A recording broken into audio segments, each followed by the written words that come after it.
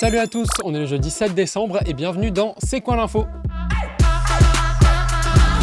De nouvelles révélations sur les consignes passées aux chroniqueurs de Cyril Hanouna. C'est la journaliste Virginie Villard qui a enquêté sur le complément d'enquête sur Cyril Hanouna qui vient de sortir de nouvelles informations. On est le 7 octobre 2019, l'équipe de Touche pas à mon poste reçoit la journaliste et réalisatrice Caroline Fourest en plateau pour son film Sœurs d'armes. Avant l'émission, la chroniqueuse de TPMP, Géraldine Maillet, reçoit ça de la part de la production de l'émission. Pour le film, très important car demande de Bolloré.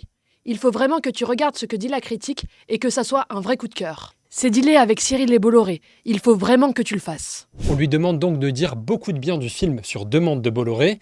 Vincent Bolloré, c'est le patron de Canal+, donc le patron de C8, la chaîne qui diffuse TPMP. Et ça pose problème à l'Arcom. L'Arcom surveille ce qui est diffusé sur les chaînes françaises à la télévision, et si c'est contraire aux règles, cette autorité peut donner des amendes. Pour eux, l'indépendance de l'information doit être prioritaire, elle doit être protégée des intérêts des patrons. Donc dans ce cas, Vincent Bolloré, patron du groupe Canal+, ne devrait pas donner ses consignes aux animateurs et chroniqueurs. Contactée, Géraldine Maillet, la chroniqueuse de TPMP, assume avoir dit du bien du film. Elle assure que sa critique était totalement libre.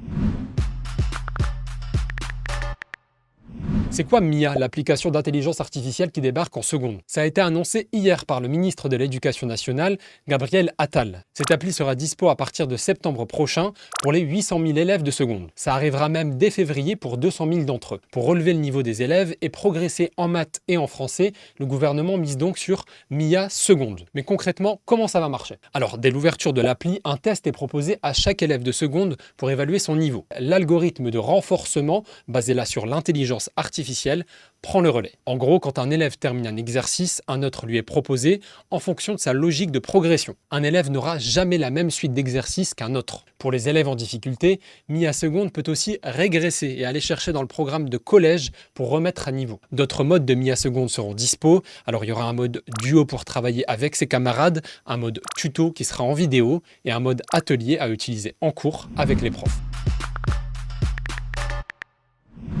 C'était il y a 2 mois, jour pour jour, le 7 octobre 2023, l'attaque terroriste du Hamas en Israël. 1200 morts là-bas et 136 otages toujours aux mains du Hamas. Mais certains, comme la franco-israélienne Mia Shem, 21 ans, ont été libérés lors de la pause dans la guerre. De retour dans son village, Mia, qui a retrouvé la liberté jeudi dernier, n'en revient pas de l'accueil qu'elle reçoit chez elle.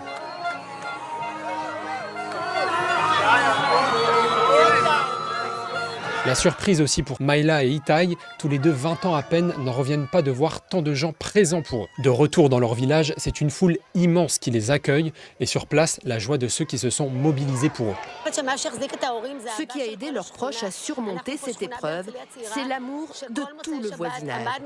Ici à Herzliya, nous avons soutenu la famille.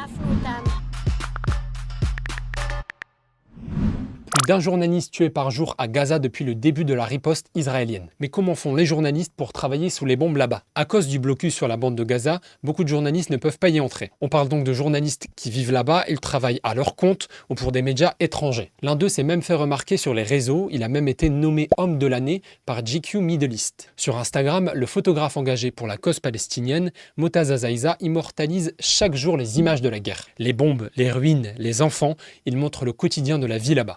I'm Montaz, and I will show you the massive destruction that happened to the Zahra city in the middle of the Strip. Pour ses 16 millions de followers sur Insta, le journaliste de 24 ans raconte tout ça, il documente ce qui se passe.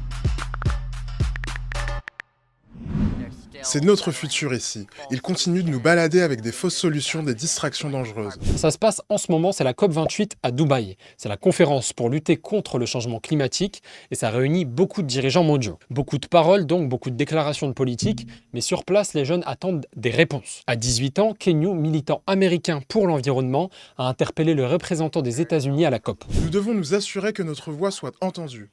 C'est pour cela qu'on est allé à sa rencontre. Mais nous avons besoin de faire plus que cela. Est-ce que Bad Bunny c'est le nouveau Michael Jackson? Est-ce que c'est le nouveau roi de la pop? Forbes, un magazine ultra sérieux, vient de le définir comme ça sur sa une. Sur les réseaux immédiatement, beaucoup de réactions sur cette comparaison. À seulement 29 ans, Bad Bunny enchaîne les titres à succès. Il est l'un des artistes les plus streamés au monde.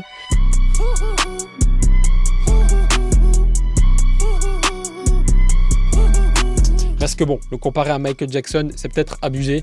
Michael Jackson, c'est quand même des tournées incroyables, des gens qui s'évanouissaient partout où il passait. Enfin, c'était 500 millions d'albums vendus. Peut-être autre chose, quoi, je sais pas. Et voilà, merci beaucoup d'avoir regardé la vidéo jusqu'au bout. On se retrouve demain pour un nouveau C'est quoi l'info. D'ici là, on est sur les réseaux YouTube, Snap, TikTok. On est aussi sur franceinfo.fr et sur France Info Canal 27. Et moi, je vous dis à demain. Salut, salut!